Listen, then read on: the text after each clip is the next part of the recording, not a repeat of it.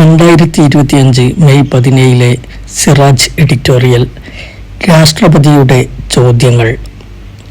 ഭരണനിർവഹണ, നിയമനിർമ്മാണ, നീതിന്യായ വിഭാഗങ്ങൾ തമ്മിലുള്ള സന്തുലനവും പരസ്പര നിയന്ത്രണവുമാണ് ഇന്ത്യൻ ഭരണഘടനയെ കരുത്തുറ്റതാക്കുന്നത്. ഒന്ന് മറ്റൊന്നിന്റെ അധികാരപരിധിയിലേക്ക് കടന്നു കയറുന്നില്ല. എന്നാൽ ഒരു വിഭാഗവും സർവതന്ത്ര സ്വതന്ത്രവുമല്ല.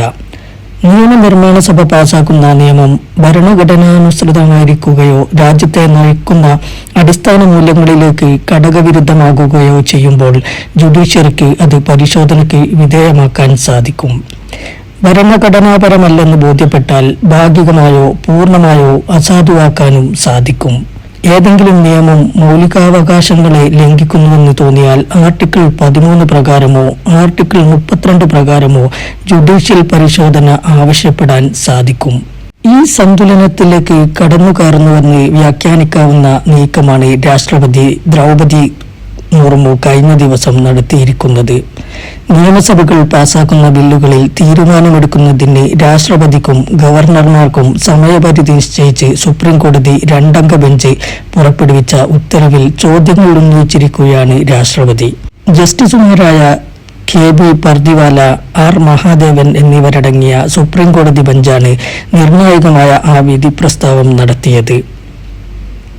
സംസ്ഥാന നിയമസഭ പാസാക്കിയ ബില്ലുകളിൽ തീരുമാനമെടുക്കാതെ അനന്തമായി പിടിച്ചുവെക്കുന്ന ഗവർണർമാരുടെ നടപടി ഭരണഘടനാ വിരുദ്ധമാണെന്നും ജനങ്ങൾ തിരഞ്ഞെടുത്ത സർക്കാരുകളുടെ തീരുമാനം മാനിക്കാൻ ഗവർണർമാർക്ക് ബാധ്യതയുണ്ടെന്നും മന്ത്രിസഭയുടെ ഉപദേശമനുസരിച്ച് പ്രവർത്തിക്കേണ്ടയാളാണ് ഗവർണറെന്നും സുപ്രീം കോടതി ബെഞ്ച് അർത്ഥശങ്കയ്ക്കിടയില്ലാത്ത വിധം പ്രഖ്യാപിക്കുകയായിരുന്നു.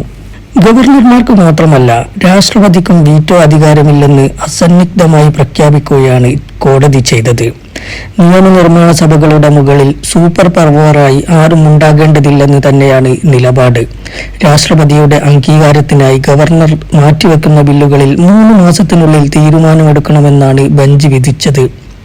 വിധിന്യായത്തിന്റെ 391-ാം ഖണ്ഡികയിൽ പരിഗണനയ്ക്കായി വിടുന്ന ബില്ലുകളിൽ രാഷ്ട്രപതി റഫറൻസ് ലഭിച്ച തീയതി മുതൽ 3 മാസത്തിനുള്ളിൽ തീരുമാനമെടുക്കണം. ഇതിനപ്പുറം കാലതാമസമുണ്ടായാൽ ഉചിതമായ കാരണങ്ങൾ രേഖപ്പെടുത്തി സംസ്ഥാനത്തെ അറിയിക്കണം. ഭരണഘടനയുടെ ആർട്ടിക്കിൾ 201 അനുസരിച്ച് രാഷ്ട്രപതി പ്രവർത്തിക്കേണ്ട സമയപരിധിയാണ് സുപ്രീം കോടതി നിശ്ചയിച്ചിരിക്കുന്നത്.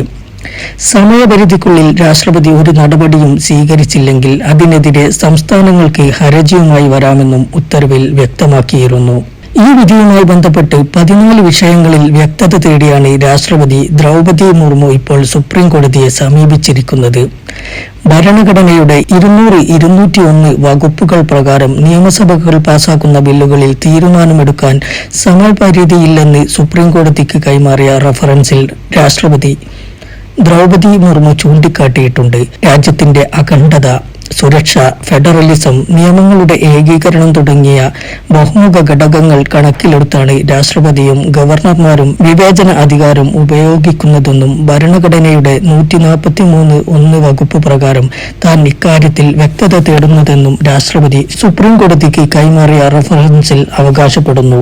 നിയമസഭകൾ പാസാക്കിയ ബില്ലുകൾ ലഭിക്കുമ്പോൾ ഭരണഘടനയുടെ 200-ാം അനുച്ഛേദ പ്രകാരം ഗവർണർമാർക്ക് മുന്നിലുള്ള ഭരണഘടനാപരമായ മാർഗങ്ങൾ എന്തൊക്കെ? ബില്ലുകളിൽ തീരുമാനമെടുക്കുന്ന കാര്യത്തിൽ മന്ത്രിസഭയുടെ സഹായവും ഉപദേശവും അനുസരിച്ച് പ്രവർത്തിക്കാൻ ഗവർണർമാർ ബാധ്യസ്ഥരാണോ? 200-ാം അനുച്ഛേദ പ്രകാരം ഗവർണർമാർ ഭരണഘടനാപരമായ വിവേചന അധികാരം വിനിയോഗിക്കുന്നത് ന്യായമല്ലേ? 200-ാം അനുച്ഛേദ പ്രകാരം ഗവർണർമാർ ഭരണഘടനാപരമായ വിവേചന അധികാരം വിനിയോഗിക്കുന്നത് ന്യായമല്ലേ? ബില്ലുകൾ നിയമമാകും മുമ്പ് അതിലെ ഉള്ളടക്കം ജുഡീഷ്യൽ പരിശോധനയ്ക്ക് വിധേയമാക്കാൻ സുപ്രീം കോടതിക്ക് അധികാരമുണ്ടോ? രാഷ്ട്രപതിയുടെയും ഗവർണർമാരുടെയും അധികാരങ്ങളും ഉത്തരവുകളും മറികടക്കാൻ കോടതിക്ക് കഴിയുമോ? തുടങ്ങിയ ചോദ്യങ്ങളാണ് രാഷ്ട്രപതി ഉന്നയിക്കുന്നത്.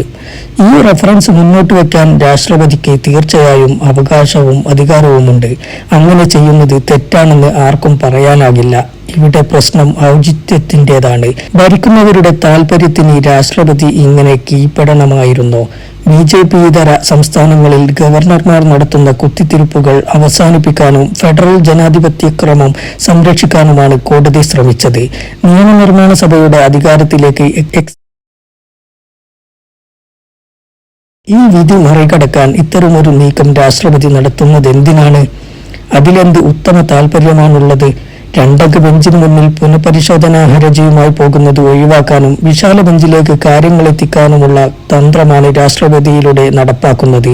സമയപരിധി നിശ്ചയിച്ചത് ഭരണഘടനയിൽ ഉണ്ടോ എന്നതാണ് ചോദ്യമെങ്കിൽ ഭരണഘടനയിൽ വാക്കാൽ പറയാത്ത എത്രയെത്ര വ്യാഖ്യാനങ്ങൾ കോടതി നടത്തിയിട്ടുണ്ട്.